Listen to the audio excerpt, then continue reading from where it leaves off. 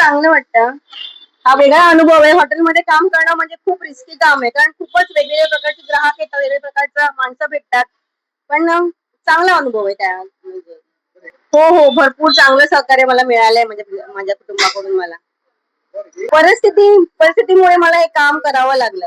कारण मला ह्याच्यात म्हणजे काही आला अनुभव नव्हता. कारण मी माझं क्षेत्र वेगळं आहे. तरी पण मी म्हणजे परिस्थितीमुळे आणि अजून काही त्याच्यामुळे मला या क्षेत्रात उतरावं लागलं.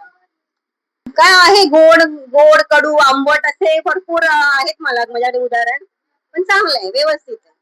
चांगलं सहकार्य आहे. नवीन असताना थोडासा त्रास झाला मला, पण हळूहळू मला चांगलं मला सपोर्ट केलं. त्यांनी सपोर्ट केला म्हणून मी ते अजून आहे म्हणजे, नाहीतर मी नसते इथे.